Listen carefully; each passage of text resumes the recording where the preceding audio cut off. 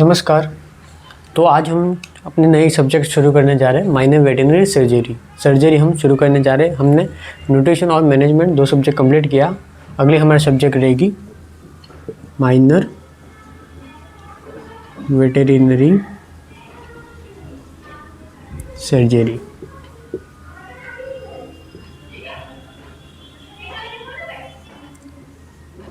अगली हमारी जो सब्जेक्ट है वो है सर्जरी यानी माइनर वेटरनरी सर्जरी। उसमें भी हम फर्स्ट टॉपिक हम पढ़ेंगे गाव यानी कि वुंड। फर्स्ट टॉपिक है हमारा गाव यानी कि वुंड।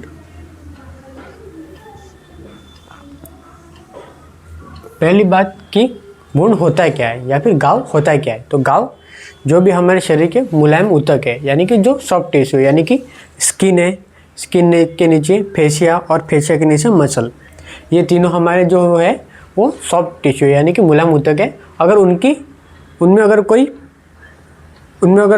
मतलब कोई चोट लग जाए या फिर उनकी जो निरंतरता है या फिर उनकी जो कंटिन्यूटी है वो ख़त्म हो जाए या फिर वो कंटिन्यूटी उनकी भंग हो जाए या फिर उनकी निरंतरता जो भंग हो जाए या फिर उनमें कोई डैमेज पहुँचे यानी कि हमारे शरीर के मुलायम ऊतक यानी कि स्किन, फेशिया और जो मसल है उनमें अगर कोई डैमेज हो जाए तो उसको हम बोलेंगे गाव या फिर वुंड। तो अगर इसकी परिभाषा देखें तो जो हमारे मुलायम ऊतक है, मुलायम ऊतक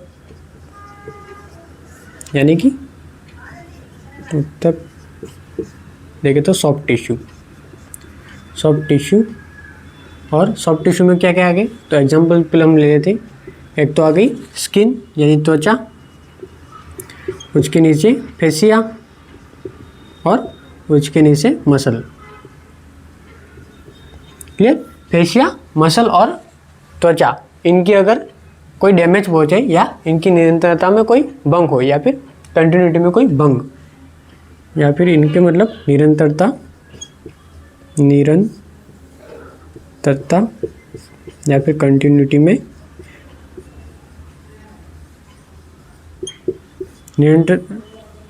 मुलायम ऊतक या सॉफ्ट टिश्यू है उसकी निरंतरता में जो भंग होता है का भंग होना क्या कहलाएगा?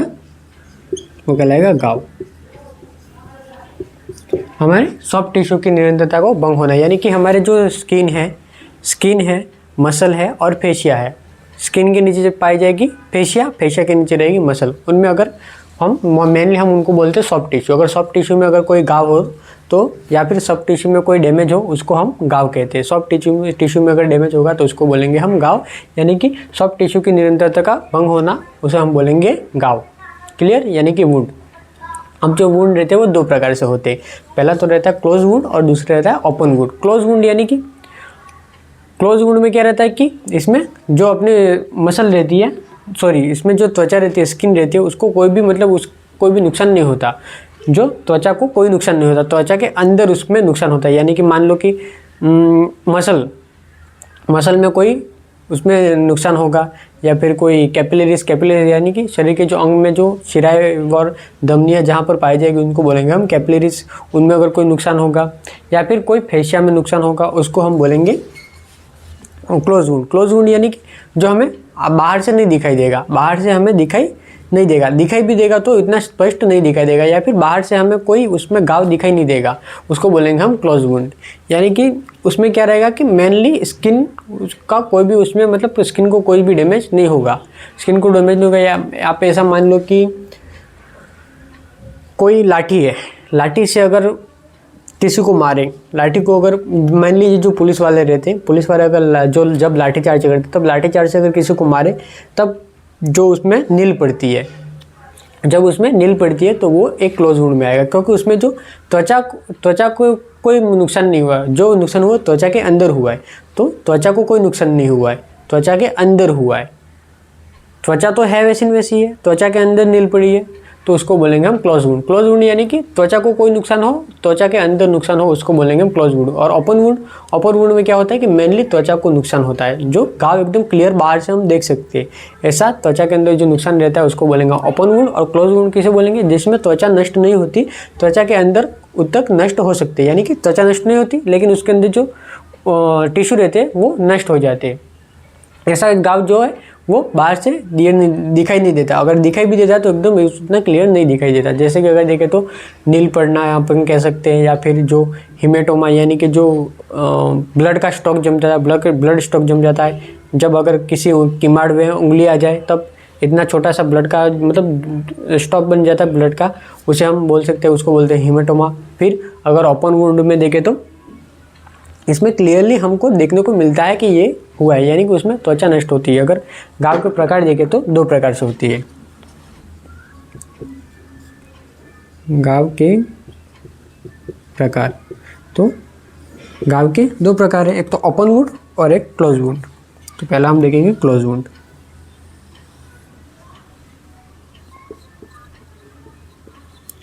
क्लोज वुंड और दूसरा रहता है ओपन वुंड।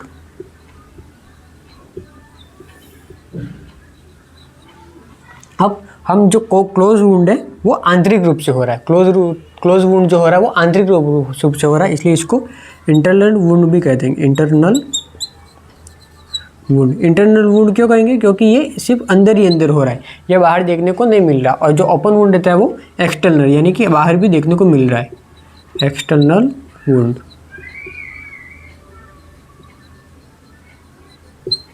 क्लियर।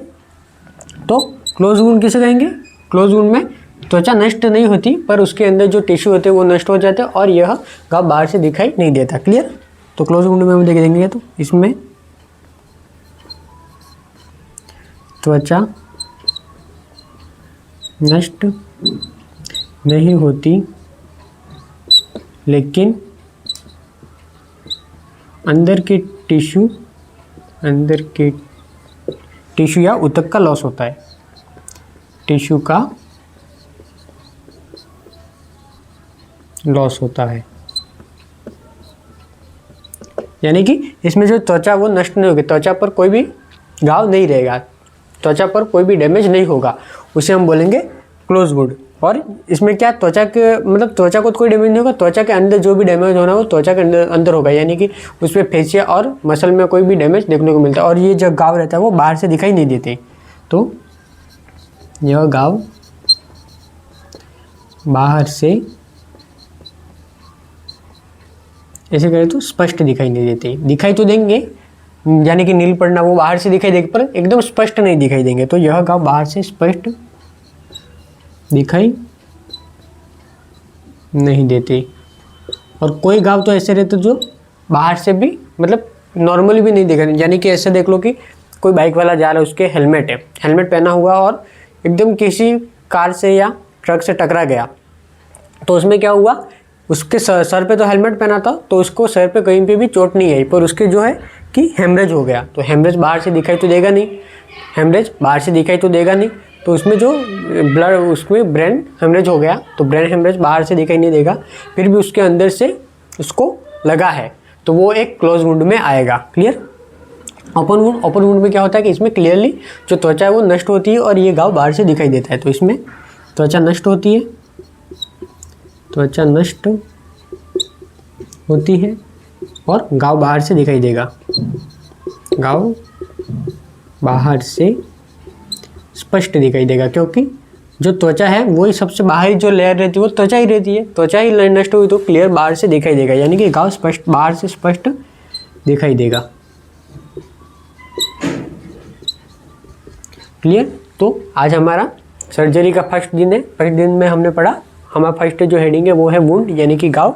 अगर परिभाषा देखें तो मुलायम ऊतक, मुलायम ऊतक में कौन से आगे, त्वचा, फेशिया और मसल, ये है मुलायम ऊतक यानी सॉफ्ट टिश्यू। अगर हार्ड टिश्यू देखें तो हड्डियाँ, हमें जो हड्डी है वो हार्ड टिश्यू है। क्लियर। और सॉफ्ट टिश्यू देखें तो त्वचा, फेशिया और मसल, उसमें अगर कोई डैमेज हो या फिर जो मुलायम ऊतक है उनकी निरंतरता का भंग हो जाए, यानी उनकी कंटिन्यूटी में कोई रुकावट आ जाए या फिर कंटिन्यूटी उनमें डैमेज हो जाए, तो उसको हम बोलेंगे घाव। घाव 2 प्रकार से होते हैं, एक तो क्लोज वुंड और ओपन वुंड। क्लोज वुंड में क्या रहता है कि उसमें जो त्वचा रहती है, त्वचा को कोई नुकसान नहीं रहता, त्वचा के अंदर की जो लेयर रहती है उसको डैमेज हो जाती है, यानी कि जो इसमें क्या रहता है त्वचा को नष्ट नहीं होता लेकिन अंदर की जो टिश्यू रहते हैं वो उनका लॉस होता है, अंदर के जो टिश्यू रहते हैं वो उनका लॉस होता है, उनको वो नष्ट हो जाते हैं। तो फिर क्या रहेगा कि यह घाव बाहर से स्पष्ट नहीं दिखाई देगा, अगर दिखाई भी देगा तो उतना स्पष्ट नहीं दिखाई देगा।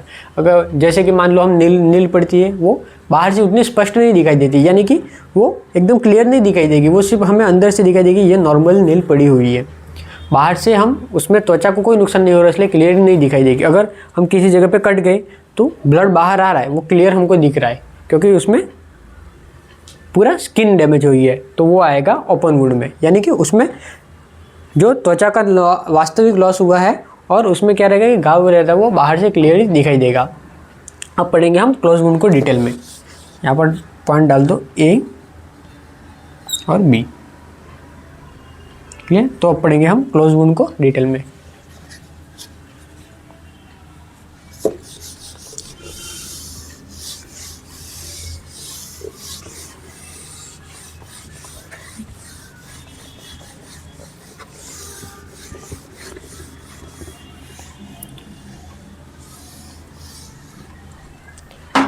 तो पहला ही हेडिंग डालो क्लोज वुंड के प्रकार।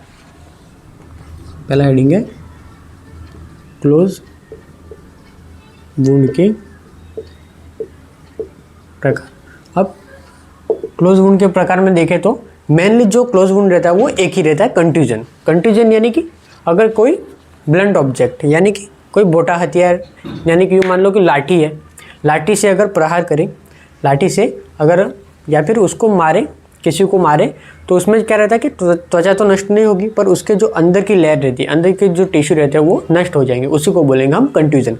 कंट्यूजन किसको बोलेंगे कि किसी ब्लंट ऑब्जेक्ट यानी कि जिसकी धार नहीं हो, ब्लंट ऑब्जेक्ट यानी कि किसी की धार नहीं हो, ऐसे ऑब्जेक्ट को बोलेंगे हम ब्लंट ऑब्जेक्ट। यानी कि लाठी ले लो, लाठी ले लो, मेनली लाठी से अगर किसी को मारे तो उसमें क्या रहता है कि त्वचा को तो नष्ट नहीं होगा, पर उसके अंदर की जो लेयर रहती है वो नष्ट हो जाती है, उसको बोलेंगे हम कंट्यूजन। तो पहला है हमारा कंट्यूजन। कंट्यूजन, कंट्यूजन किसे बोलेंगे? किसी मोटे हथियार या किसी ब्लंट ऑब्जेक्ट, किसी ब्लंट ऑब्जेक्ट या फिर इसको मोटे हथियार, यानी कि जिसकी धार नहीं हो, मोटे हथियार से प्रहार करने पर त्वचा नष्ट नहीं होती, परंतु अंदर के टिश्यू का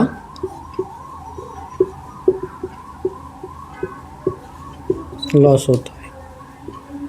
यानी कि त्वचा तो नष्ट नहीं होगी और उसके अंदर के जो टिश्यू रहते हैं वो नष्ट हो जाएंगे, इसको बोलेंगे हम कंट्यूजन। अब मेनली अगर देखें तो क्लोज वुंड में एक ही रहेगा, वो रहेगा कंट्यूजन। अब बाकी जो हम पढ़ेंगे वो कंट्यूजन के डिग्रियाँ पढ़ेंगे।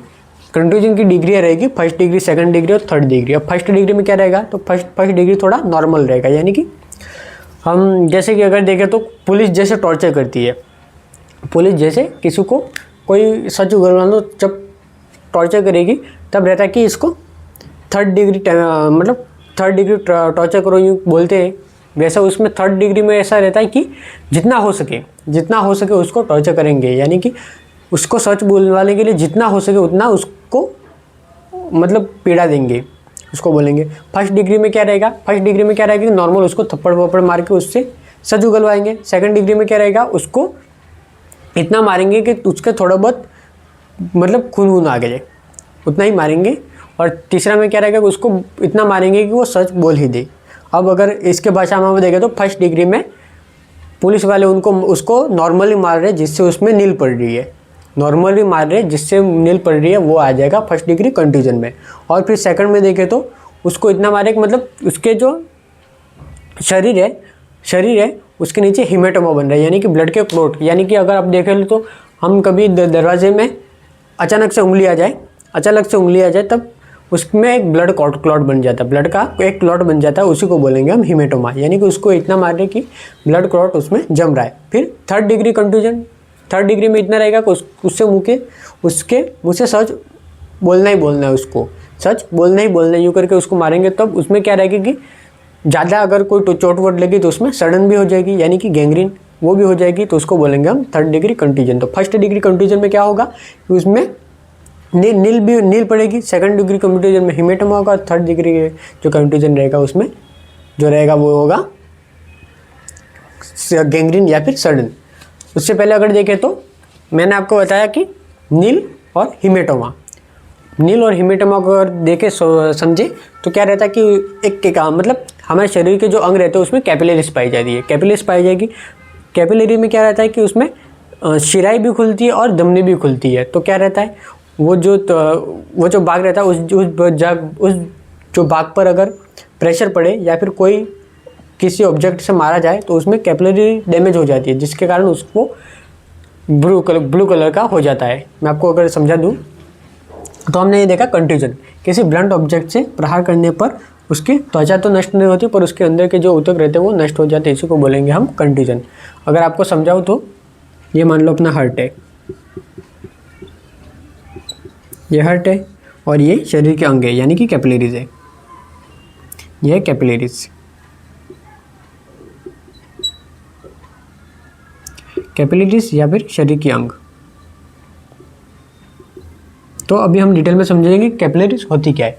तो हार्ट है, हार्ट से ब्लड आ रहा है कैपिलरीज में,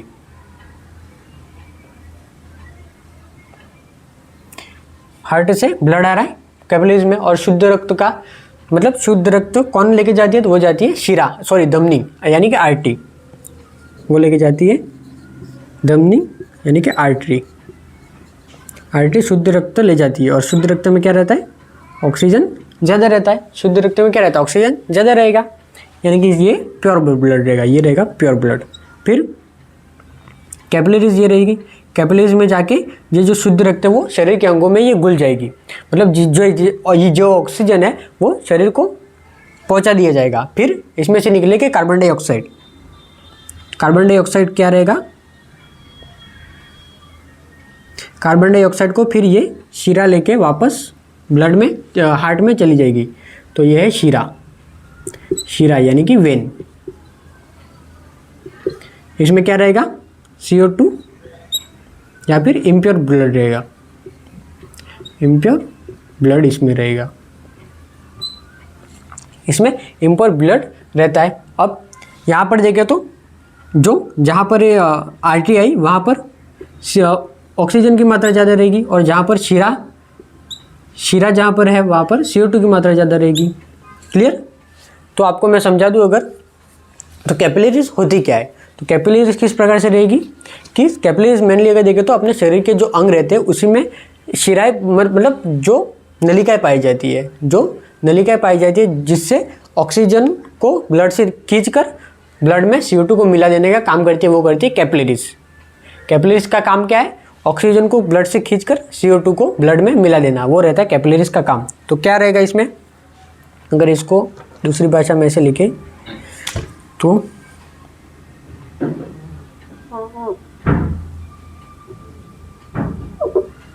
इसको ऐसे बना दो,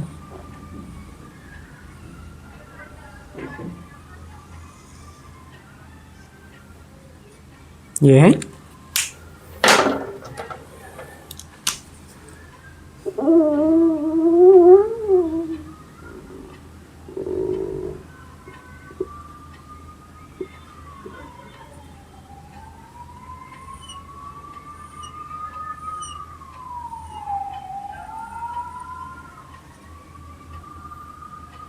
क्लियर। अब तो क्लियर दिख रहा है ना कि जो यहाँ से आएगा प्योर ब्लड और यहाँ से जाएगा इम्प्योर ब्लड। क्लियर। अब तो यहाँ पर आपको क्लियर दिख रहा होगा डिफरेंस। तो जो हार्ट से आया प्योर ब्लड कौन लेके आता है, आर्टरी। आर्टरी में क्या रहता है ऑक्सीजन, ऑक्सीजन से मतलब प्योर ब्लड रहता है जिसमें ऑक्सीजन रहती है, तो वो प्योर ब्लड जाएगा कैपिलरीज में यानी कि शरीर के अंगों में। तो कैपिलरीज क्या करेगी, शरीर के अंगों से मतलब जो रक्त है उसमें से जो ऑक्सीजन है वो शरीर के अंगों को मिला देगी और जो शरीर के अंगों में कार्बन डाइऑक्साइड है उसको फिर ब्लड में मिलाकर शीरा के द्वारा उसको हार्ट में भेज देने का।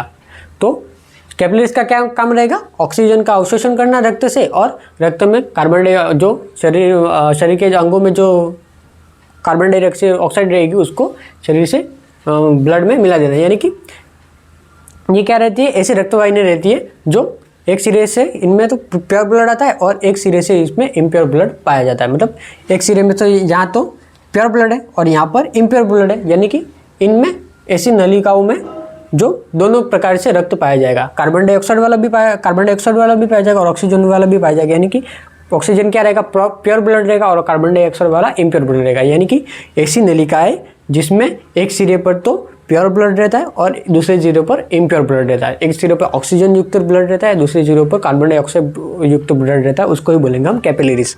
तो इसमें क्या होता है कि ये मान लो शरीर का अंग है यानी कैपिलरीज है, तो हमने क्या बोला कि इसमें कैपिलरी डैमेज हो जाती है, जो ब्रूस रहती है या जो नील पड़ती है उसमें क्या रहता है कि कैपिलरीज डैमेज हो जाती है, कैपिलरीज डैमेज हो जाएगी तो ये वाला डैमेज हो जाएगा, ये वाला भाग डैमेज हो जाएगा। तो यहाँ पर जैसे ही कोई ब्लंट ऑब्जेक्ट पड़ेगा तो ये जो कैपिलरीज है वो पूरी डैमेज हो जाएगी।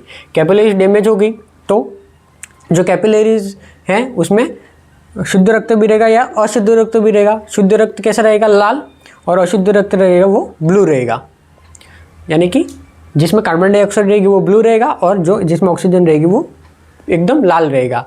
तो फिर इस पर कोई ब्लंट ऑब्जेक्ट हमने प्रहार किया तो इसकी जो नलिका है वो नष्ट हो जाएगी, इसकी नलिकाएं नष्ट हो जाएगी, तो ये दोनों मिक्स हो जाएगा, काला और ब्लू रहता है वो मिक्स हो जाएगा। इसमें से क्या रहता है, सॉरी, ये जो लाल और ब्लू मिक्स हो जाएगा, लाल और ब्लू जो होगा वो मिक्स हो जाएगा। फिर क्या रहेगा कि दोनों मिक्स हो गए तो जिसमें से ब्लू कलर सामने देखने को मिलेगा, जिसको हम बोलते हैं नील पड़ना, जिसको हम बोलेंगे नील पड़ना। यानी कि किसी ब्लंट ऑब्जेक्ट से कैपिलरीज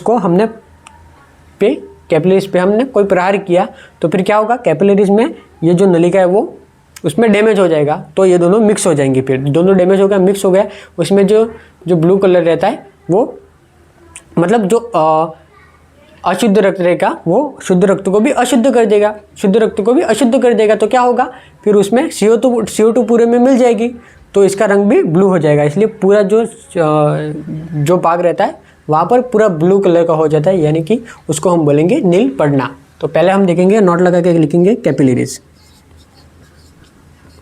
पहला तो हम लिखेंगे कैपिलरीज होती क्या है, नोट लगा के लिखना कैपिलरीज। तो कैपिलरीज होता है क्या है, जहाँ कर यानी कि कैपिलरीज के एक सिरे पर तो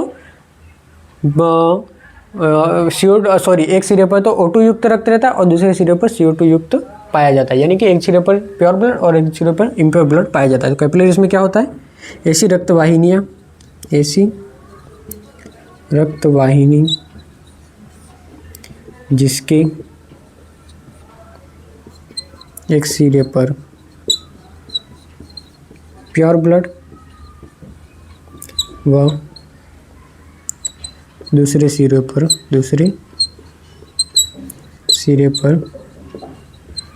इम्प्योर ब्लड पाया जाता है। तो कैपिलरीज में क्या होता है, एक सिरे पर तो प्योर ब्लड रहेगा और दूसरे सिरे पे इम्प्योर ब्लड रहेगा। फिर उस पर हमने कोई प्रहार कर दिया, ये कैपिलरीज मेनली शरीर के अंग ही होते हैं, तो उस पर हमने मेनली प्रहार कर दिया तो फिर क्या होगा, किसी जगह पे प्रहार किया तो कैपिलरीज उसमें डैमेज हो जाएगी। फिर क्या होगा, प्योर ब्लड और इम्प्योर ब्लड दोनों मिक्स हो जाएंगे। कैपिलरीज डैमेज होगी तो प्योर ब्लड और इम्प्योर ब्लड है दोनों मिक्स हो जाएंगे, जिसके कारण जो इम्प्योर ब्लड है वो प्योर ब्लड को भी इम्प्योर कर देगा। यानी कि जो अच्छा रक्त है, स्वच्छ रक्त है, उसको जो अस्वच्छ रक्त रहता है वो उसको उसके जैसा ही कर देगा, इम्प्योर ही कर देगा। तो फिर क्या होगा कि जो ब्लू कलर है वो ज़्यादा देखने को मिलेगा, जिसके कारण नील पड़ती है। क्लियर। तो हमने पढ़ा कि क्लोज वुंड के प्रकार, उसमें भी हमने पढ़ा कंट्यूजन। मेनली जो क्लोज वुंड में हम पढ़ते हैं वो कंट्यूजन ही पढ़ते हैं, बाकी सब उसकी डिग्री है, फर्स्ट डिग्री, सेकंड डिग्री और थर्ड डिग्री। तो हमने कंट्यूजन में क्या पढ़ा कि किसी ब्लंट ऑब्जेक्ट द्वारा शरीर पर प्रहार करेंगे तो उसमें क्या रहेगा, त्वचा तो नष्ट नहीं होगी पर उसके जो अंदर जो टिश्यू रहेगी वो नष्ट हो जाएगी, यानी कि कैपिलरीज जो रहेगी वो नष्ट हो जाएगी। कैपिलरीज मतलब उसके अंदर की टिश्यू नष्ट हो जाएंगे। फिर हमने पढ़ा कि कैपिलरीज होती क्या है, ये हमने थोड़ा टॉपिक से बाहर है पर ये आपको समझाने के लिए, क्योंकि ये हमें आगे काम आएगा। तो हमने पढ़ा फिर कैपिलरीज होती क्या है। तो कैपिलरीज क्या होती है, हार्ट से जो प्योर ब्लड आता है वो और हार्ट तक जो इम्प्योर ब्लड जाता है उसके बीच का जो रहता है भाग उसको बोलते हैं हम कैपिलरीज, यानी कि जहाँ पर प्योर ब्लड भी पाया जाता है और इम्प्योर ब्लड भी पाया जाता है, जिसको बोलते हैं हम कैपिलरीज। क्लियर। तो कैपिलरीज क्या रहता है, ऐसी रक्तवाहिनी जिसके एक सिरे पर तो प्योर ब्लड रहता है और दूसरे सिरे पर इम्प्योर ब्लड पाया जाता है। तो हम पढ़ेंगे अब कंट्यूजन के डिग्रियों के प्रकार। तो अब हमारी हेडिंग है डिग्री के आधार पर कंट्यूजन के प्रकार।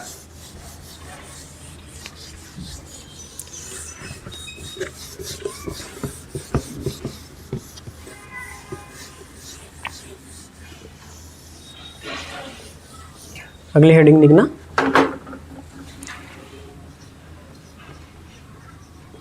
डिग्री के आधार पर कंट्यूजन के प्रकार, यानी कि फर्स्ट डिग्री, सेकंड डिग्री और थर्ड डिग्री। डिग्री के आधार पर कंट्यूजन के प्रकार, मेनली जो अगर वो हम क्लोज वुंड में जो पढ़ते हैं वो कंट्यूजन ही रहता है, बाकी सब उसकी डिग्रियाँ रहती है। तो पहला देखे तो first degree, first degree contusion. First degree contusion यानी कि जब पुलिस टॉर्चर करी थी तब फर्स्ट डिग्री में थोड़ा उसको मुक्का मारा तो उसके आंखों के नीचे ब्रूस पड़ गई, उसको बोलेंगे हम फर्स्ट डिग्री कंट्यूजन। फिर थोड़ा उसको ज़्यादा मारा तो उसमें क्या रहेगा कि हिमेटोमा बन जाएगा, उसको बोलेंगे हम सेकंड डिग्री कंट्यूजन। और जो थर्ड डिग्री रहता है वो सबसे ज़्यादा से ज़्यादा टॉर्चर रहता है, उसमें क्या रहता है कि उसको बहुत मारा जाता है। तो फिर क्या होता है, उसमें अगर ज़्यादा चोट लगी तो उसमें सडन भी होगी तो उसको बोलेंगे हम थर्ड डिग्री कंट्यूजन। तो फर्स्ट डिग्री कंट्यूजन में क्या होता है, ब्रूस बनती है, सेकंड डिग्री कंट्यूजन में हिमेटोमा बनता है, थर्ड डिग्री कंट्यूजन में उसमें सडन होती है या फिर गैंग्रीन होती है, सडन को बोलते हैं गैंग्रीन। क्लियर। तो फर्स्ट डिग्री कंट्यूजन तो ये क्या रहता है, ये माइल्ड कंट्यूजन है, यानी कि हल्का प्रहार होता है, यह माइल्ड कंट्यूजन है। माइल्ड कंट्यूजन यानी कि हल्का प्रहार, हल्का प्रहार। जो फर्स्ट डिग्री कंट्यूजन है वो एक हल्का प्रहार है, यानी कि इसमें थोड़ा ये माइल्ड कंट्यूजन है। क्लियर। तो हल्का प्रहार ही होता है इसमें। तो इसमें क्या होगा, इसमें ब्रूस पड़ेगी, ब्रूस यानी कि नील पड़ना। इसमें क्या होगा, ब्रूस, ब्रूस यानी कि नील पड़ना। अब नील पड़ने में क्या होगा, तो इसमें क्या होगा, कैपिलरी जो रहती है वो नष्ट हो जाती है। कैपिलरी नष्ट होगी तो क्या होगा, त्वचा का रंग ब्लू कलर का हो जाएगा, रेडिश ब्लू कलर का हो जाएगा। तो इसमें कैपिलरीज नष्ट हो जाती है जिससे त्वचा का रंग रेडिश ब्लू हो जाता है, रेडिश ब्लू हो जाता है। त्वचा का रंग नॉर्मली रेडिश ब्लू होता है पर हमको वो क्लियर ब्लू ही दिखता है। फिर दूसरा देखेंगे second degree contusion. Second degree first degree में तो ऐसा होगा, सेकंड डिग्री में कंट्यूजन क्या होगा, इसमें थोड़ा तेज प्रहार होगा, यानी कि इसमें मीडियम कंट्यूजन होगा। तो यह मीडियम कंट्यूजन यानी कि तेज प्रहार है। इसमें क्या होगा, थोड़ा तेज प्रहार होगा। तो इसमें क्या रहेगा, हिमेटोमा। इसका एग्जांपल अगर देखें तो हिमेटोमा, हिमेटोमा। अब हिमेटोमा में क्या होगा कि इसमें क्या रहेगा, जो सतही शिरा है, जो सुपरफिशियल वेन्स है वो नष्ट हो जाती है। तो इसमें क्या होता है, इसमें सतही शिरा यानी कि सुपरफिशियल वेन नष्ट हो जाती है, डैमेज हो जाती है, नष्ट हो। इसमें जो सुपरफिशियल जो वेन रहती है वो नष्ट हो जाएगी। तो फिर क्या होगा, इसमें त्वचा के नीचे ब्लड कॉर्ड जम जाएगा, यानी कि रक्त इकट्ठा हो जाएगा, रक्त इकट्ठा हो जाएगा। तो इसमें क्योंकि शिरा अगर नष्ट हो गई, शिरा अगर नष्ट हो गई, उसको फिर आगे जाने को लिए कोई मार्ग नहीं मिला, इसलिए रक्त वहीं पर इकट्ठा हो जाएगा। तो इसमें रक्त इकट्ठा हो जाता है। रक्त इकट्ठा हो जाता है ऐसे भी बोल सकते हैं, या फिर इसको बोल सकते हैं हम कि रक्त का थक्का जम जाता है, या फिर ब्लड क्लॉट जम जाता है। तो यहाँ पर ब्लड क्लॉट जम जाता है। क्लियर। तो हमने अभी कंट्यूजन के प्रकार देखे, जिसमें देखा फर्स्ट डिग्री कंट्यूजन और second degree contusion. First degree contusion में क्या रहता है, ये माइल्ड कंट्यूजन है, यानी कि इसमें हल्का प्रहार किया जाता है। और इसमें क्या रहता है, ब्रूस पड़ती है। ब्रूस पड़ेगी तो कैसे पड़ेगी, इसमें जो कैपिलरीज रहती है वो नष्ट हो जाएगी। कैपिलरीज आपको बताया क्या होती है, तो कैपिलरीज नष्ट हो जाएगी, जिससे क्या रहता है कि त्वचा का रंग जो रहता है वो रेडिश ब्लू कलर का हो जाता है। क्लियर। यानी कि उसमें बाहर से अपने को देखने को मिलेगा, मतलब बाहर से हम देख सकते हैं कि क्लिक सिर्फ उसमें हुआ है, बाहर से जो त्वचा नष्ट नहीं हुई है, उसके अंदर की जो टिश्यू वो नष्ट हो, बाहर की त्वचा नष्ट नहीं हुई है, इसलिए इसको बोलेंगे हम क्लोज वुंड।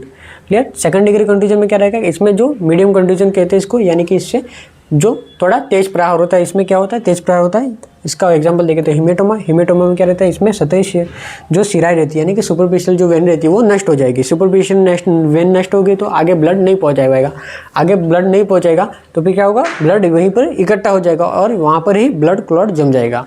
क्लियर। तो अगर पूछे कि फर्स्ट डिग्री कंट्यूजन में क्या होगा, तो ब्रूस बनेगी या नील पड़ेगी। सेकंड डिग्री कंट्यूजन में क्या होगा, तो हिमेटोमा होगा। और थर्ड डिग्री कंट्यूजन में क्या होगा, तो वहाँ पर गैंग्रीन या फिर सडन होगी। क्लियर।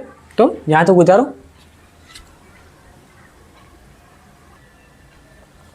क्लियर। तो हमने यहाँ तक पढ़ लिया था कि second degree contusion haematoma. Haematoma में अगर एक दूसरा देखे, उसका उदाहरण है कि ऑरल हिमेटोमा। ऑरल हिमेटोमा किस में होता है, ऑरल हिमेटोमा, ऑरल का मतलब कान, ऑरल यानी कि कान। इसकी मीनिंग आती है ये वाली, स्पेलिंग आती है इसकी AURAL, ये है ऑरल।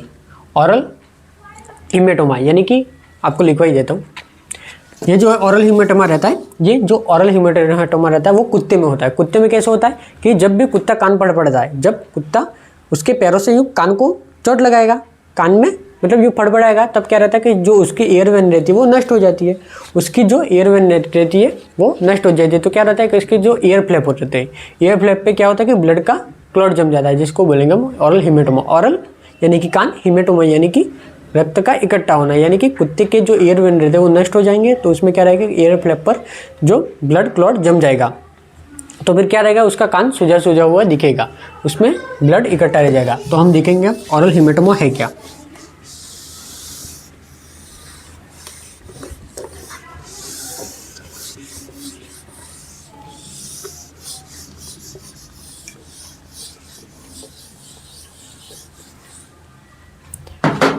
अब देखेंगे हम हिमेटोमा का एक दूसरा उदाहरण है aural haematoma. Aural haematoma, aural haematoma. और देखो इसमें ऑरल का मीनिंग ये है, यानी स्पेलिंग ये है। फिर आगे हम पढ़ेंगे ये ऑरल ORAL, और ORL कैसे बोलेंगे, ऑरल, यानी कि ये आगे हम टर्म देखेंगे, मुंह के लिए टर्म आएगी, यानी कि ऑरल मेडिसिन।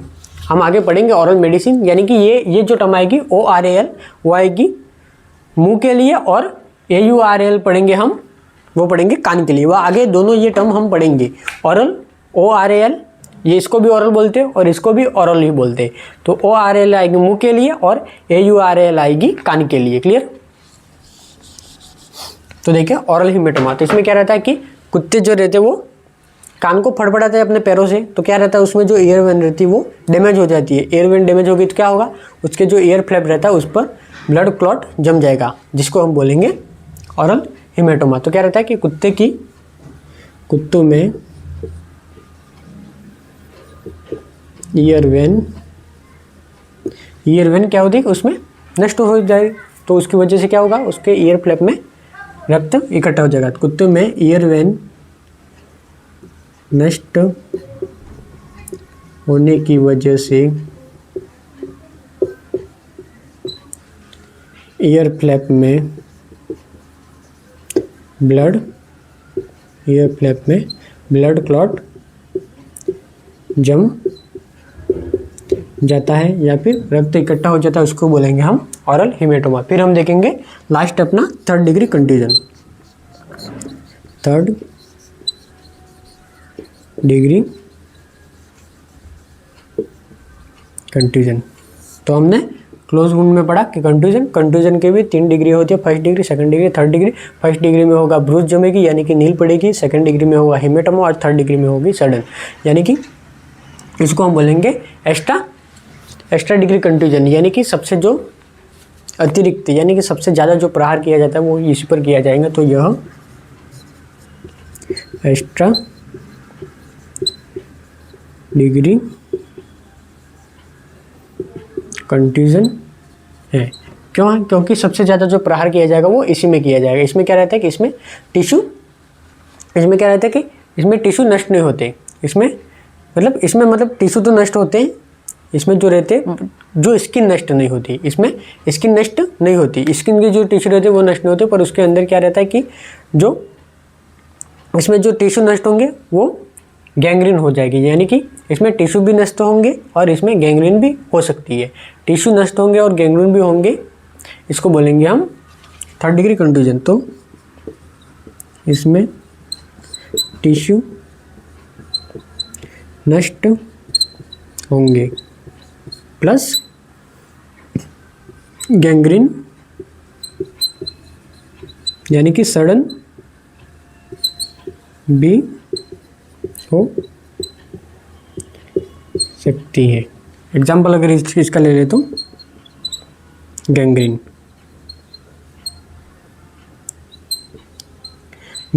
अगर गैंग्रीन यानी कि सडन, आगे हम पढ़ेंगे टेल गैंग्रीन यानी पूंछ में सडन। उसमें क्या रहता है कि टेल एम्पुटेशन किया जाता है, पूंछ को ही काट दिया जाता है। इसमें क्या रहता है, अगर नील पड़ेगी तो वो खुद ब खुद ठीक हो जाएगी।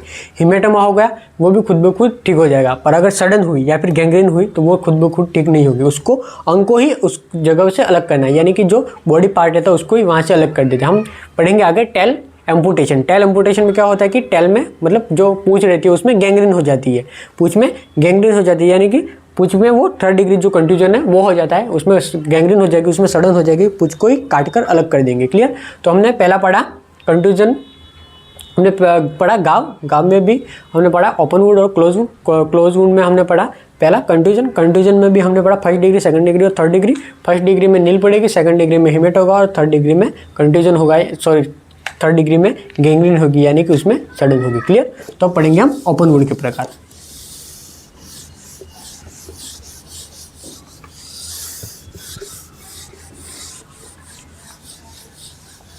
सेकंड है हमारा ओपन वुंड। ओपन वुंड के प्रकार।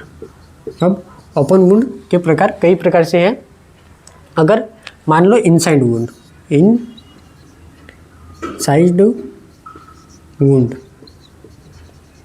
पहला ही हमारे पास इनसाइड वुंड यानी कि इनसाइड का मतलब क्या है, इंसिजन।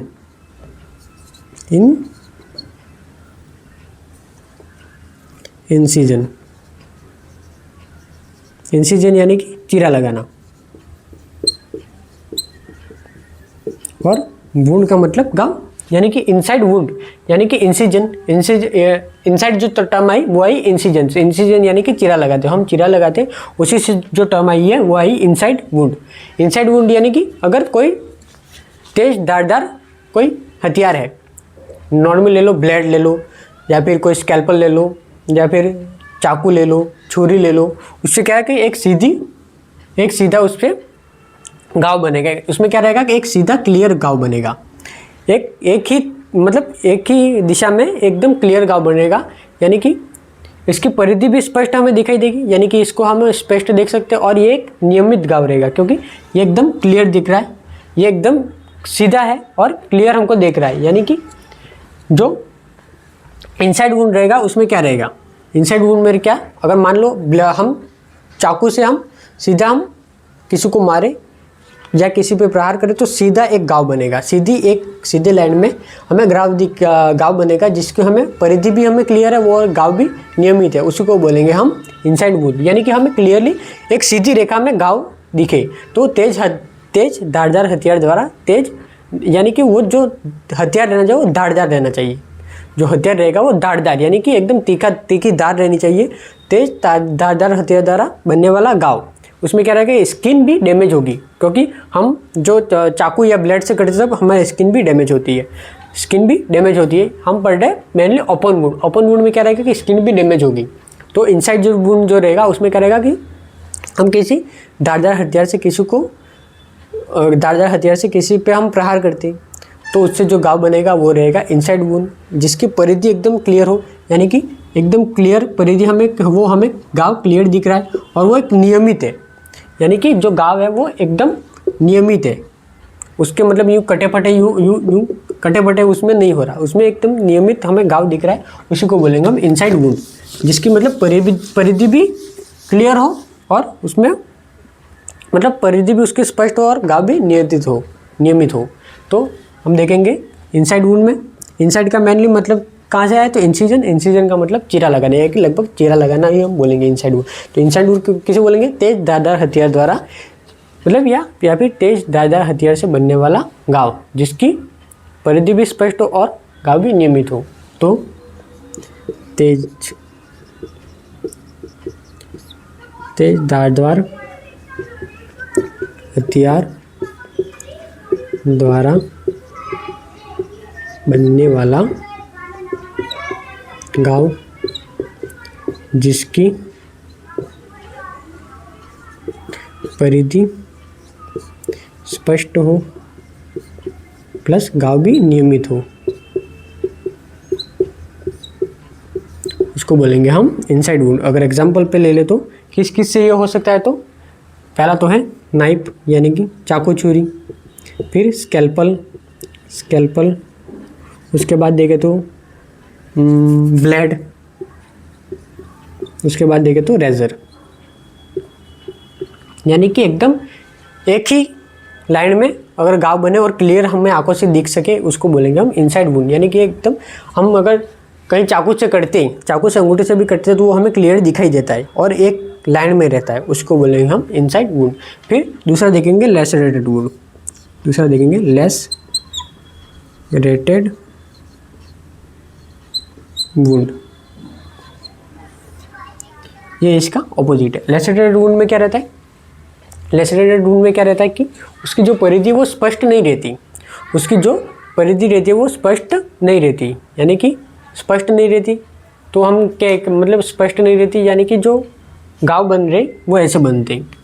ये मान लो ये कोई स्किन है तो घाव ऐसे बन रहे ऐसे, ये है घाव और ये स्किन है, तो स्किन पे ऐसे मतलब कहीं पे मतलब ये पूरा स्किन है तो यहाँ पर घाव हुआ, यहाँ पर हुआ, यहाँ पे मतलब अलग अलग जगह पर उसमें परिधि कोई उसकी फिक्स नहीं रहती। मतलब जब इनसाइड वुंड रहता है उसकी एक ही लाइन में रहता है, परिधि इनसाइड वुंड देगा तो एक ही लाइन में रहेगा, और लैसरेटेड रहेगा तो यहाँ ऐसे अलग अलग भागों पे जो घाव होते हैं उसको बोलेंगे हम लैसरेटेड वुंड। अब लैसरेटेड वुंड किस प्रकार से होगा, तो या तो कटीली जाड़ी है, कोई कटीले तार है, या फिर जो कटीली जाड़ियाँ हैं उससे यह वुंड होगा। यानी कि अगर मान लो कोई चारों तरफ तारबंदी की हुई है और कोई जानवर बीच में हमने किया है, रजगा वगैरह किया है, तो उसमें क्या रहता है कि चारों तरफ तारबंदी कर दी है, कोई फसल है और चारों तरफ तारबंदी की है, और कोई नील गाय रहती है या फिर गाय वगैरह रहती है, वो एकदम तेज़ से आने की कोशिश करे तो उस पर तार चुभ जाएंगे, तब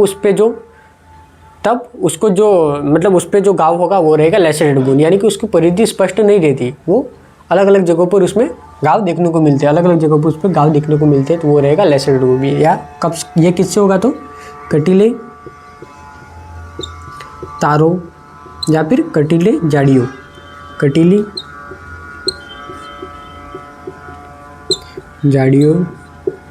इसमें क्या है, कटीली तारों या फिर कटीली जाड़ियों से, यानी कि जो तीखे रहते। अब कटीले तार कैसे रहते हैं, एक यहाँ पर उसमें रहते हैं, या फिर कटीली जाड़ी है जिसमें कांटे रहते, कांटे एक यहाँ वैसे मतलब वो अगर चुभेंगे तो उसमें एक निश्चित स्थान पर नहीं चुभेंगे, वो अलग अलग जगह पर भी चुभ सकते हैं। तो क्या रहेगा कि कटीले तारों और कटीली जाड़ियों से जो बनने वाले घाव है उसमें क्या रहेगा, उसकी परिधि भी स्पष्ट नहीं होगी और वो नियमित भी नहीं होंगे।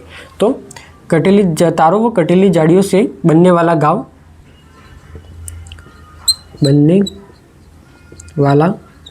घाव जिसकी परिधि अस्पष्ट हो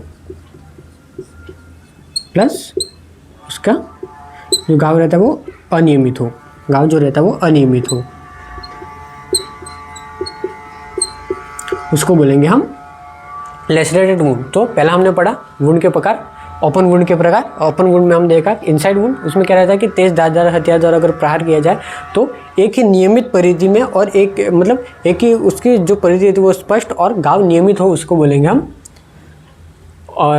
इनसाइड वुंड। इनसाइड वुंड में अगर किस किस से होगा तो स्नाइप यानी कि जो चाकू, स्कैल्पल, ब्लेड और रेजर के द्वारा इसका होता है। और लेसरेटेड वुंड देखें तो उसमें अलग अलग जगह पर मतलब उसका जो परिधि रहती है वो फिक्स नहीं रहती, यहाँ पर ऐसा हम ले सकते हैं। तो कटीली तारों और कटीली जाड़ियों से बनने वाले जो घाव रहते हैं उसको बोलेंगे हम लेसरेटेड वुंड। उसमें परिधि भी स्पष्ट नहीं रहती और उसमें जो घाव लगते हैं वो अनियमित रहते हैं। क्लियर? तो हमने 2 पॉइंट इसमें पढ़ लिए, इसके बाद पढ़ेंगे हम तीसरा पॉइंट।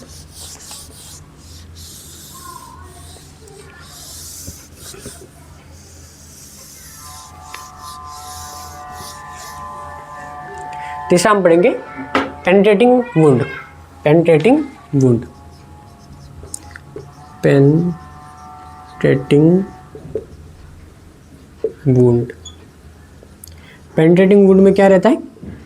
जो पेनिट्रेटिंग वुंड रहता है वो किस प्रकार से होगा, यानी कि कोई लंबा नुकीला हथियार है, कोई लंबा नुकीला हथियार है और लंबा नुकीले हथियार से अगर शरीर की कैविटीज़, जो बॉडी कैविटी होती है वहाँ तक अगर संक्रमण फैले तो उसको बोलेंगे हम पेनिट्रेटिंग वुंड। यानी कि अगर मान लो कोई लंबा सरिया है, उससे कोई प्रहार किया जाए और शरीर की जो कैविटीज़ है, शरीर के आर पार नहीं निकलना चाहिए, शरीर के अंदर ही रहना चाहिए, पर शरीर की बॉडी कैविटीज़ के अंदर तक संक्रमण फैले तो उसको बोलेंगे हम पेनिट्रेटिंग वुंड।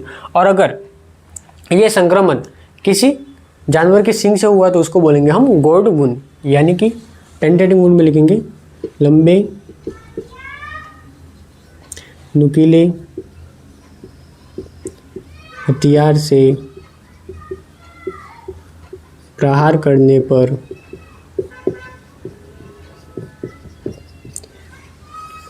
शरीर की कैविटीज तक संक्रमण फैल जाए तो पेनिट्रेटिंग जो वुंड रहेगा वो कैसे करेंगे? अगर कोई लंबा नुकीला कोई हथियार है, उसको अगर किसी जानवर या किसी पर प्रहार करे तो शरीर की कैविटी तक पहुंच जाते हैं, उसको बोलेंगे हम पेनिट्रेटिंग वुंड। अगर यह किसी जानवर के सींग से हुआ तो इसको बोलेंगे हम गॉर्ड वुंड। यानी कि जानवर के सींगों से बनने वाला पेनिट्रेटिंग वुंड को हम बोलेंगे गॉर्ड वुंड। तो दूसरा है गॉर्ड वुंड। गॉर्ड वुंड किसे कहेंगे? तो जानवर के सींगों से बनने वाला पेनिट्रेटिंग वुंड। तो जानवर के सींगों अगर कोई सींग दूसरे जानवर के अंदर घुसेड़ दे और उसके जो बॉडी कैविटीज है वहाँ तक सींग पहुँच जाए तो उसको बोलेंगे हम गॉर्ड वुंड। यानी कि गॉर्ड वुंड किसे बोलेंगे? जानवर के सींगों द्वारा बनने वाला पेनिट्रेटिंग वुंड। पेनिट्रेटिंग वुंड किसे कहेंगे? अगर कोई लंबा नुकीला हथियार है तो वो शरीर की बॉडी कैविटी तक पहुंच जाए तो उसको बोलेंगे हम पेनिट्रेटिंग वुंड। और अगर वही काम अगर कोई जानवर के सींगों द्वारा किया जाए तो उसको बोलेंगे हम गॉर्ड वुंड। और ये क्या रहता है? ये एक लंबा हथियार रहता है जो बॉडी कैविटीज तक पहुंच जाता है तो उसको तो बोलेंगे हम पेनिट्रेटिंग वुंड। और अगर कोई छोटा ऑब्जेक्ट है या छोटा नुकीला हथियार है तो उसके कारण अगर कोई घाव बना जाए तो उसको बोलेंगे पंचर वुंड। चौथा है पंचर वुंड। Punctured wound. ये तो क्या हुआ? लंबा नुकीला हथियार है जिससे बॉडी कैविटीज के अंदर तक जाए। और ये क्या है? पंचर वुंड यानी कि छोटा नुकीला हथियार रहेगा तो उसमें छोटा घाव होगा, उसको बोलेंगे हम पंचर्ड वुंड। तो छोटे नुकीले हथियार द्वारा बनने वाला घाव, छोटे नुकीले हथियार से बनने वाला घाव। अगर घाव गहरा हो ज़्यादा और बॉडी कैविटीज तक पहुंच जाए तो उसको बोलेंगे हम पेनिट्रेटिंग वुंड। अगर नुकीला हथियार छोटा ही है और घाव ज़्यादा नहीं हुआ है तो उसको बोलेंगे हम पंचर्ड वुंड। फिर हम देखेंगे परफॉर्मेटिंग वुंड। परफॉर्मेटिंग वुंड। परफॉर्मेटिंग का मतलब होता है कि परफॉर्मेटिंग वुंड। परफॉर्मेटिंग का वुंड का मतलब क्या होता है? परफॉर्मेटिंग का मतलब होता है कि आर पार छिद्र, इसका मतलब होता है आर पार छिद्र होना, और वुंड का मतलब घाव। तो परफॉर्मेटिंग वुंड हम किसे कहेंगे कि जिसमें आर पार छिद्र हो रहा है, यानी कि यूँ मान लो कि ये कोई बॉडी पार्ट है, तो उसमें से अगर कोई गाड़ी वगैरह जा रही है सलियों की, और पीछे से कोई बाइक वाला है, तो अगर कोई सलिया पीछे से निकल जाए तो फिर क्या होगा? उसके आर पार सलिया निकल जाएगा, इसी को बोलेंगे हम परफॉर्मेटिंग वुंड। तो परफॉर्मेटिंग वुंड क्या रहता है कि उससे बॉडी से आर पार सरिये का निकल जाना, यानी कि शरीर के आर पार बनने वाला जो वुंड रहता है या फिर जो लंबा सरिया रहता है वो शरीर के आर पार निकल जाएगा, तो क्या होगा? उसमें जो वुंड बनेगा, जो घाव बनेगा, उसको बोलेंगे हम परफॉर्मेटिंग वुंड। यानी कि शरीर के आर पार बनने वाला जो घाव रहता है उसको बोलेंगे हम परफॉर्मेटिंग वुंड। और इसमें क्या रहता है कि एंट्री पॉइंट और एग्जिट पॉइंट दोनों सेम रहते हैं, यानी कि एंट्री पॉइंट भी उतनी उसकी त्रिज्या रहेगी और एग्जिट पॉइंट रहेगी उसकी त्रिज्या भी उतनी ही रहेगी। तो लिखेंगे हम परफॉर्मेटिंग वुंड में लिखेंगे शरीर के आर पार बनने वाला घाव, शरीर के आर पार बनने वाला घाव। इसमें क्या रहेगा कि एंट्री पॉइंट, एंट्री व एग्जिट पॉइंट समान होते हैं। क्लियर? ये परफॉर्मेटिंग वुंड। देखो अब हमने देखा पेंटेटिंग वुंड, उसमें क्या रहता है कि एक लंबे नुकीले धारदार जो लंबा नुकीला हथियार है उससे अगर शरीर पर प्रहार किया जाए तो जो हथियार है उसका संक्रमण बॉडी कैविटीज तक पहुंच जाए तो उसको बोलेंगे हम पेंटेटिंग वुंड। फिर अगर यही काम कोई जानवर अपने सिंगों से करे तो उसको बोलेंगे हम गॉर्ड वुंड। फिर हमने देखा पंचर वुंड, अगर जो हथियार है नुकीला वो छोटा हो तो उसको बोलेंगे पंचर वुंड। उसके बाद देखा था परफॉर्मेटिंग वुंड। परफॉर्मेटिंग वुंड अगर शरीर के आर पार कोई घाव बन रहा है, शरीर के आर पार घाव बन रहा है और उसकी एंट्री व एग्जिट पॉइंट दोनों सेम हो, एंट्री व एग्जिट पॉइंट सेम हो, यानी कि उसका दोनों का आकार सेम हो, यानी कि पॉइंट दोनों का आकार समान हो, दोनों का आकार समान हो। क्लियर? यानी कि एंट्री और एग्जिट पॉइंट दोनों का आकार अगर समान हो तो वो जो वुंड बनेगा उसको बोलेंगे हम परफॉर्मेटिंग वुंड। यानी कि परफॉर्मेटिंग वुंड किसे कहेंगे? शरीर के आर पार बनने वाला छिद्र। ये बॉडी है, ये बॉडी है, और ये जो भी ऑब्जेक्ट है, या फिर मैंने ले लो सरिया, हमने सरिया का उदाहरण लिया तो ये सरिया आर पार बॉडी के आर पार निकल गया, तो इसमें जो एंट्री पॉइंट रहेगा वो भी सेम रहेगा और एग्जिट पॉइंट रहेगा वो भी सेम रहेगा। एंट्री पॉइंट और एग्जिट पॉइंट दोनों की त्रिज्या सेम रहेगी, तो उनमें दोनों के जो छिद्र बन रहा है वो सेम रहेगा। तो क्या हमने शरीर के आर पार बनने वाला घाव जिसमें एंट्री पॉइंट वो एग्जिट पॉइंट दोनों आकार में समान होते हैं उसको बोलेंगे हम परफॉर्मेटिंग वुंड।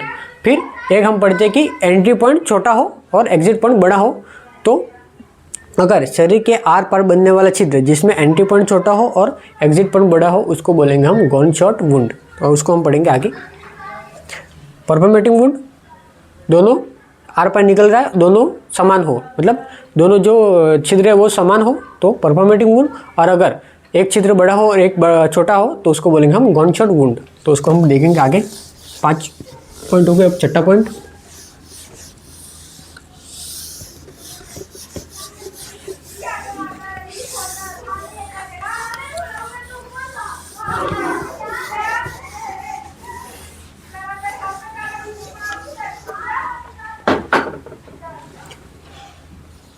छठा है gun shot wound. Gun shot wound, इसको गन शॉट वुंड क्यों कह रहे हैं? क्योंकि अगर हम किसी बंदूक से की गोली कोई बंदूक की गोली चलाए तो क्या रहेगा?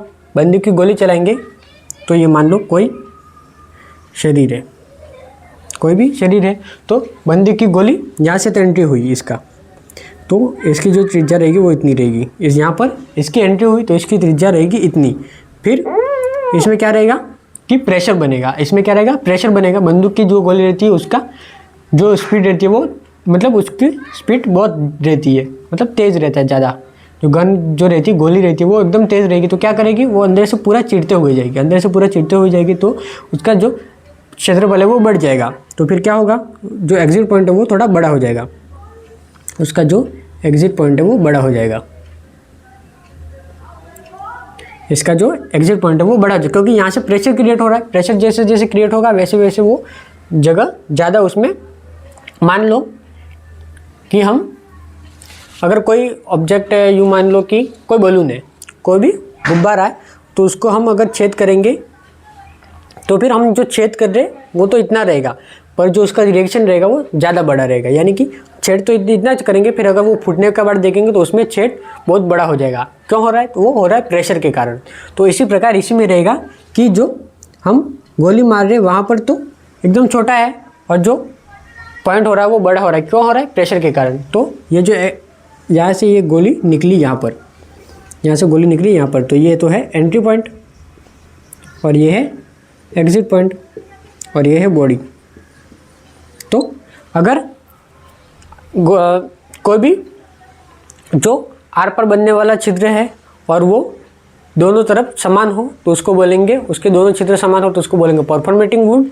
और अगर एंट्री पॉइंट छोटा हो और एग्जिट पॉइंट बड़ा हो, एंट्री पॉइंट छोटा हो और एग्जिट पॉइंट बड़ा हो तो उसको बोलेंगे हम गन शॉट वुंड।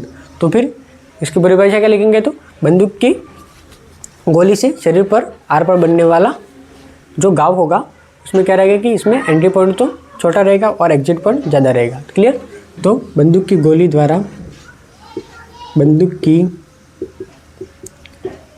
द्वारा आर पार बनने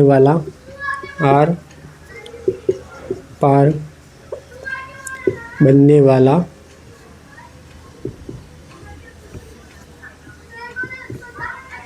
घाव, जिसमें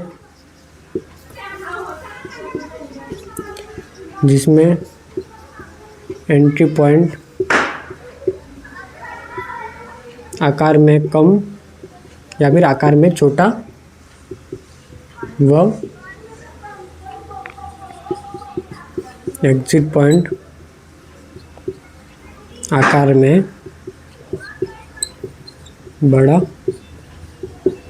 होता है। क्लियर। अगर दोनों छिद्र सेम रहेंगे तो वो रहेगा परफोर्मेटिंग वुंड, और अगर एंट्री पॉइंट छोटा हो और एग्जिट पॉइंट बड़ा हो तो वो रहेगा गन शॉट वुंड। क्लियर। फिर हम देखेंगे अब्रेजन, सातवां है हमारे पास अब्रेजन। सातवां पॉइंट है अब्रेजन। अब्रेजन में क्या होता है कि इसमें जहाँ मेनली या फिर हम देख लो कि खरोच, कोई भी खरोच हुई हो या फिर कोई फ्रिक्शन हुआ, फ्रिक्शन यानी कि घर्षण, यानी कि घर्षण ऐसे यूँ हम अगर घिसेंगे जैसे बच्चे करते ना कि उंगली पर या कहीं किसी जगह पर यूँ बार बार घिसे तो उसमें क्या रहता है कि जो ऊपर की चमड़ी रहती है वो हट जाती है, उसको बोलेंगे हम घर्षण। तो खरोच या घर्षण की वजह से बनने वाला जो ऊपरी परत, जो हमारी त्वचा की जो ऊपरी परत है वो हट जाती है, उससे बनने वाला जो घाव रहता है उसको बोलेंगे हम अब्रेजन। अब्रेजन यानी कि या तो खरोच या फिर घर्षण के कारण त्वचा की जो ऊपरी परत है उसका हटने के कारण बनने वाला घाव, तो एब्रेजन बोलेंगे उसको। खरोच या फिर घर्षण के कारण त्वचा की ऊपरी सतह हटने के कारण बनने वाला घाव, उसको ही बोलेंगे हम अब्रेजन। अब्रेजन किसे बोलेंगे, जो हमारी त्वचा का ऊपरी जो भाग है वो हट जाएगा। कैसे हटेगा, या तो खरोच से हटे या घर्षण से हटे, उससे जो घाव बनेगा उसको बोलेंगे हम अब्रेजन। उसके बाद अगर देखें तो एवल्जन। एवल्जन में क्या रहता है, सींग, खुर या नाखून शरीर से अलग हो जाए उसको बोलेंगे हम एवल्जन। एवल्जन, तो एवल्जन किसे बोलेंगे, सींग, खुर या फिर नाखून, सींग, खुर या फिर नाखून, ये क्या रहता है कि शरीर से इसका अलग होना। सींग, खुर, नाखून का शरीर से अलग होना। सींग, खुर, नाखून का शरीर से अगर अलग होगा तो उसको बोलेंगे एवल्जन। और एवल्जन में क्या रहता है कि इसमें एक्चुअल में टिश्यू लॉस होता है, इसमें एक्चुअल में टिश्यू लॉस होता है। क्या है? क्योंकि इसमें एक्चुअल में सींग मतलब सींग अलग हो रहा है, शरीर से अलग हो रहा है, नाखून भी शरीर से अलग हो रहे हैं और उसके खुर भी शरीर से अलग हो रहे हैं, यानी कि एक्चुअल में जो टिश्यू लॉस होता है वो एवल्जन में होता है। जो एक्चुअल में जो टिश्यू लॉस होता है वो होता है एवल्जन। बाकी सब में क्या रहता है कि घाव बन रहे, सिर्फ घाव बन रहे, उसमें कोई टिश्यू का उतना लॉस मतलब शरीर से अलग नहीं हो रही, शरीर से अलग नहीं हो रहे। इसमें एवल्जन में क्या हो रहा है, एक्चुअल में शरीर से अलग हो रहे, यानी इसको बोलेंगे इसमें टिश्यू लॉस एक्चुअल में होता है। इसमें एक्चुअल में या वास्तविक में टिश्यू का लॉस होता है। क्लियर? तो हमने पढ़ा गनशॉट वुंड। गनशॉट वुंड में अगर किसी बंदूक की गोली द्वारा आर पार बनने वाला घाव, उसमें क्या रहता है कि एंट्री पॉइंट तो छोटा रहेगा और एग्जिट पॉइंट रहेगा वो बड़ा रहेगा। क्यों रहेगा? क्योंकि उसमें प्रेशर क्रिएट होगा तो वो फिर आगे बढ़ता जाएगा। क्लियर? एब्रेजन खरोच या घर्षण के कारण त्वचा की ऊपरी सतह अगर हट जाए तो वहाँ पर जो घाव बनेगा उसको बोलेंगे हम एब्रेजन। उसके बाद एवल्जन किसे बोलेंगे? तो सींग, खुर या नाखून शरीर से अगर अलग हो जाए तो उसको बोलेंगे एवल्जन। एवल्जन में क्या रहता है कि उसमें वास्तविक टिश्यू लॉस हो रहा है। क्यों हो रहा है? क्योंकि सींग, खुर और नाखून क्लियरली निकल रहे, तो ये टिश्यू से ही बने, ये सींग, खुर और नाखून जो बने वो ऊतक से बने, किसी न किसी ऊतक से बने, उससे बने ऊतक से ही, तो इसमें क्लियरली टिश्यू लॉस होगा। क्लियर? 8 पॉइंट हो गई। अगला है 9वां पॉइंट।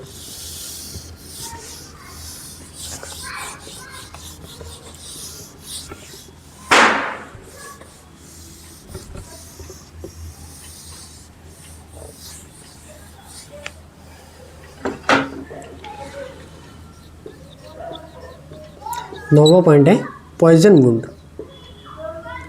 पॉइजन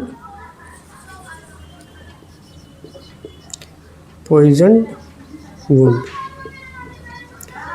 पॉइजन वुंड कैसे होगा? तो किसी जहरीले कीड़े के काटने के कारण बना घाव जो रहता है वो पॉइजन वुंड कहलाएगा। किसी जहरीले कीड़े के काटने के कारण, कोई जहरीला कीड़ा रहेगा, कोई सांप रहेगा, तो उसके कारण जो काटने के कारण जो वुंड बढ़ेगा उसको बोलेंगे हम पॉइजन वुंड। फिर देखा वायरुलेंट वुंड। वायरुलेंट वुंड, इसमें क्लियर ही दिख रहा है वायरुलेंट यानी कि वायरस के संक्रमण द्वारा बना हुआ घाव, यानी कि कोई वायरस है वो अगर संक्रमण कर रहा है तो उसके बाद कारण जो घाव बन रहा है उसको बोलेंगे हम वायरल वुंड। जैसे कि एफएमडी में क्या होता है कि एफएमडी में जो वायरस रहता है वो क्या रहता है कि मुंह और खुर में छाले जो बन जाते हैं वो इसी के कारण होता है, यानी कि वायरस के संक्रमण के द्वारा बना हुआ घाव या फिर छाले। तो वायरस के संक्रमण द्वारा बने घाव या फिर छाले। और इसका एग्जाम्पल देखें तो एफएमडी में मुंह व खुर में बने छाले। क्लियर? तो हमने देखा अभी लास्ट पॉइजन वुंड यानी क्लियर से ये है कि जहरीला वुंड, पॉइजन यानी कि जहरीला और वुंड यानी कि घाव।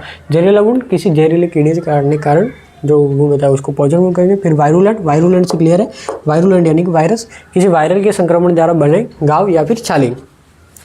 नॉर्मल देखते हैं कि एफएमडी के केस में जो मुंह में और खुर में छाले रहते हैं उसको भी बोलेंगे हम वायरुलेंट वुंड अगर बोल सकते हैं ऐसे, क्योंकि वायरस के कारण ही हो रहा है। एफएमडी जो हो रहा है वो वायरस के कारण हो रहा है, तो उसमें क्या रहेगा कि एफएमडी के कारण जो मुंह में खुर में जो छाले बनेंगे वो वायरुलेंट के कारण होगा, यानी कि वायरस के संक्रमण के द्वारा जो छाले और घाव बनते हैं। ठीक है, तो अभी हमने सर्जरी में यहाँ तक हम इस क्लास में लास्ट पढ़ेंगे। बाकी की क्लास में हम जो वुंड की, ओपन वुंड की और परिभाषा रहेगी वो हम अगली क्लास में करेंगे। Thank you.